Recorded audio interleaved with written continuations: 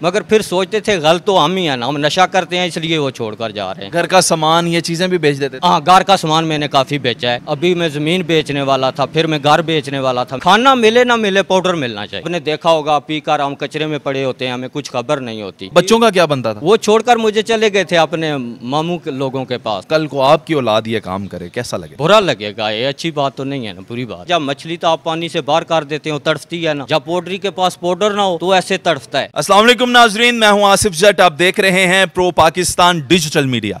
आज की वीडियो उन लोगों के लिए इंतहाई मोटिवेशनल और इंस्पिरेशनल होने वाली है जो नशा करते हैं। अगर आपकी फैमिली में कोई नशा करता है, आपके इलाके में कोई नशा करता है, आपके मोहल्ले में कोई नशा करता है, तो ये वीडियो देखिएगा और इस वीडियो को देखने के बाद उनकी जिंदगी बदल सकती है। ये है मोहम्मद शब्बीर, इनकी उम्र 40 से 43 साल के दरमियान है। ये दुबई में रहते थे, पहले काम करते थे, फिर वापिस आए तो एक नशे पे लग गए, चरस पीते थे। उसके बाद इनका नशा एडवांस होना शुरू हुआ तो इन्होंने कोकेन पीना शुरू कर दी, जिसको हुर्फे आम में पाउडर भी कहते हैं।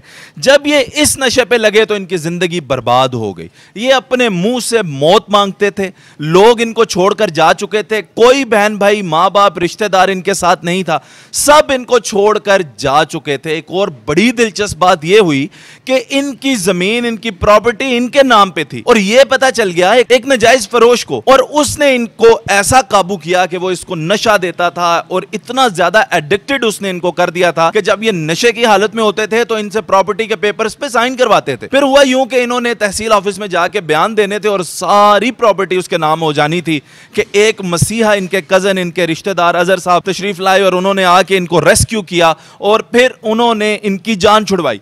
उसके बाद उन्होंने इसके इलाज करवाने की ठान ली, इनको हॉस्पिटल में एडमिट करवाया, इनका ट्रीटमेंट करवाया और इस इंसान की भी विल थी, ताकत थी और ये चाहता था कि मैं दुनिया में वापस आ सकूं। वो इंसान जो मौत मांगता था अब वो बिल्कुल ठीक ठाक है। 1 साल से इसने एक सिगरेट तक नहीं पिया और अब ये जनाबे वाला अपनी जिंदगी बड़ी हंसी खुशी गुजार रहा है और अपने उसी कजन के साथ काम करते हैं, कैफे के ऊपर चाय बनाते हैं, बर्गर सेल करते हैं और ये सारे काम करते हैं।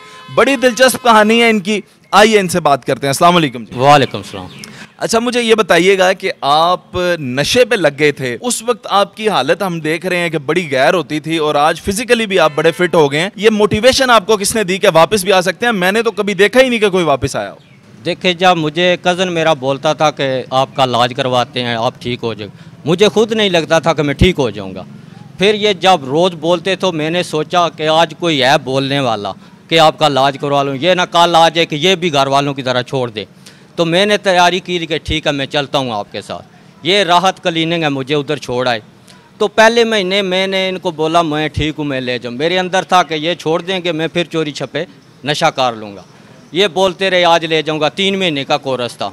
जब तीसरा महीना शुरू हुआ ना तो मुझे फीलिंग हुई कि मैं बेहतर हो रहा हूँ, मेरे अंदर ताकत आ गई कि मैं ये छोड़ सकता हूँ। तो जब तीसरा महीना लास्ट हुआ मैं बिल्कुल ठीक हो गया, फिर मुझे ये लेकर आए।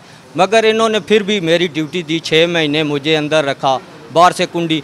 मुझे कुछ प्रॉब्लम नहीं था क्योंकि मैं पीना नहीं था, मैं दिल से भी छोड़ना चाहता था क्योंकि नशा एक लानत है। बंदा ऐसा कुछ करने को गुजर जाता है कि उसको करना नहीं चाहिए होता। मुझे ये बताएं, माँ बाप ने जब छोड़ दिया, बहन भाइयों ने भी जब छोड़ दिया, उस वक्त क्या गुजरी आप? ये बहुत बुरी हालत थी, अच्छा तो नहीं लगता था ना कोई छोड़ कर जाए, मगर फिर सोचते थे गलत तो हम ही हैं ना, हम नशा करते हैं इसलिए वो छोड़ कर जा रहे हैं। घर का सामान ये चीज़ें भी बेच देते थे? हाँ, घर का सामान मैंने काफ़ी बेचा है। अभी मैं ज़मीन बेचने वाला था, फिर मैं घर बेचने वाला था। मेरा डबल स्टोरी घर बना हुआ है, तो वो बेच के नशा करना था? नशा करना था और मेरा कोई मकसद नहीं। यार ऐसा भी क्या नशा होता है, ऐसा भी क्या जादू है उसमें कि डबल स्टोरी घर बेच के तो पाउडर पी लेना है उसका? खाना मिले ना मिले पाउडर मिलना चाहिए। मुझे ये बताएं, जो लोग इस वक्त आपको देख रहे हैं वो बहुत आपको दुआएं भी दे रहे होंगे और वो ये भी चाहते होंगे कि आपको देखकर दूसरे लोग भी छोड़ें, तो ये मुमकिन है, छोड़ा जा सकता है? हाँ मुमकिन है, इम्पॉसिबल नहीं है, मुमकिन है। अगर कोई चाहे, दिल से चाहे तो वो छोड़ सकता है। जब उसका इलाज होगा तो फिर उसके अंदर विल पावर आएगी, वो छोड़ सकता है। अगर खुद आदमी नहीं चाहे तो दवाई पकड़ के नहीं बोलती कि ना पियो। खुद भी चाहे ना, आदमी खुद चाहे, ज़हनी तौर पे तैयार हो, क्योंकि ये लानत है, ज़िंदगी नहीं है। हम ना जिंदा होते हैं ना मुर्दा होते हैं। आपने देखा होगा पीकर हम कचरे में पड़े होते हैं, हमें कुछ खबर नहीं होती कौन जी रहा है कोई मार रहा है, तो हमें अपने आप से होता। अब मुझे ये बताएं कि पहले आपके दांत भी नहीं थे, बाल भी छोटे छोटे थे, ये सब कैसे तब्दीली आई? ये जब मैं दांत तो दोबारा नहीं उगते। दांत मैंने आर्टिफिशियल लगवाए हैं दोबारा, तो बाल मेरे नेचुरली हैं। मेरे पहले भी जब मैं दुबई था मेरे बाल बहुत खूबसूरत थे, फिर वापस आया जब पाउडर की हालत में था तो तब कुछ अच्छा ही नहीं लगता, ना कपड़े अच्छे पहनने को जी चाहता है, ना नहाने को जी चाहता है, कुछ वो सारी अंदर की जो ख्वाहिशात होती है ना ख़त्म कर देता है। अब मैं ठीक हुआ हूँ, मेरे अंदर वो ख्वाहिशात बहाल हुई हैं, मेरा जी करता है मैं नए कपड़े पहनूँ, बाल बड़े हों, इनको अच्छा अच्छा रखूँ, ऐसे ऐसे। चलें, अल्लाह ताला आपको सेहत ज़िंदगी दे। बहुत खुशी है कि आपने ये सब कुछ छोड़ दिया, अब आप एक नए रास्ते पे हैं, नई ज़िंदगी पे हैं। शादी भी करेंगे? नहीं, शादी तो अभी मेरे 5 बच्चे हैं, शादी का तो कोई इरादा नहीं है। अच्छा, नहीं, पहले हो चुकी है आपकी शादी हो चुकी है। तो शादी की हालत में आप ये नशा करते थे? जी, शादी की हालत में तो मेरे बच्चों का क्या बनता था? वो छोड़कर मुझे चले गए थे अपने मामू के लोगों के पास।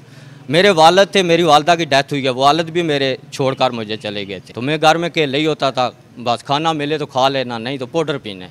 अब बच्चे वापस आ गए? अब बच्चे वापस आ गए माशाल्लाह, ये बड़ी खुशी की बात है कि बच्चे भी वापस आ गए हैं और उन्होंने आपको एक्सेप्ट भी कर लिया। एक्सेप्ट किया, वो बहुत खुश है। खुद एक बाप होना, अब आप मुझे एक बात बताओ, कल को आपकी औलाद ये काम करे, कैसा लगेगा? बुरा लगेगा, ये अच्छी बात तो नहीं है ना, बुरी बात है।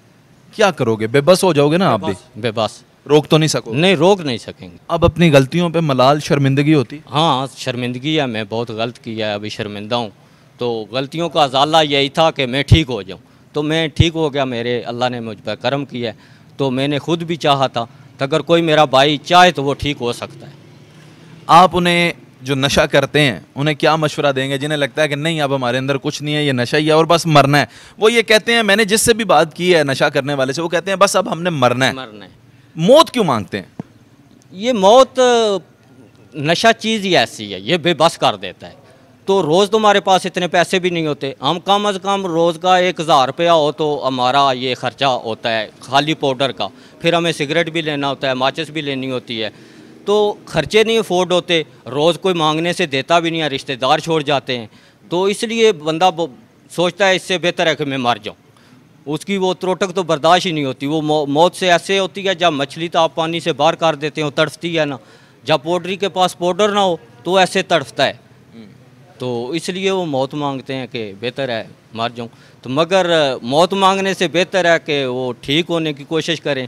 ऐसे भी लोग मैंने देखे हैं कि वो कुछ भी नहीं किसी के लगते, वो दायरे में छोड़कर आते हैं कि यार मैं तेरा इलाज करवाता हूँ। अगर कोई करवाना चाहे तो कितने लोग खड़े हो जाते हैं कि मैं आपका इलाज करवाता हूँ। चलें जनाब वाला, मुझे इनसे मिलकर बड़ी खुशी हुई और उम्मीद है कि इनकी बातों से आप लोग भी मोटिवेट हुए होंगे, खास करके वो नौजवान, वो अफराद जो इस वक्त नशे में मुलविस हैं, नशा करते हैं, अपना घर तबाह कर रहे हैं, अपनी फैमिली तबाह कर रहे हैं। आपने सुना कि उनके बीवी बच्चे भी उनको छोड़कर चले गए, वालिद भी छोड़ के चले गए, रिश्तेदार भी छोड़कर चले गए। जो ज़मीन और डबल स्टोरी घर इनका था वो कोई नजायज़ फरोश है, वो अपने नाम लगवाना चाह रहा था। आप क्या से क्या बन जाते हैं। अल्लाह ने इंसान को क्या अशरफुल मखलूक़ात पैदा किया, इंसान एक गटर के कीड़े से भी बुरी हरकतें जो हैं वो करना शुरू कर देता है। अल्लाह ताला सबको अपने हिफ्ज़-ओ अमान में रखे। इस भाई की स्टोरी से मोटिवेशन लेनी है, इसको आगे लोगों तक पहुंचाना है, ताकि इसको देख के कोई एक इंसान भी अगर बदल गया तो मैं समझूंगा मेरी कोशिश पूरी हो गई। बाकी रब जिसे चाहे और इंसान खुद चाहे अगर अपने आप को बदलना, तो क्या इंसान के लिए मुमकिन नहीं। अपना बहुत सारा ख्याल रखिएगा, दुआ में याद रखिएगा। अल्लाह हाफ़िज़, अल्लाह निगहबान। पाकिस्तान जिंदाबाद।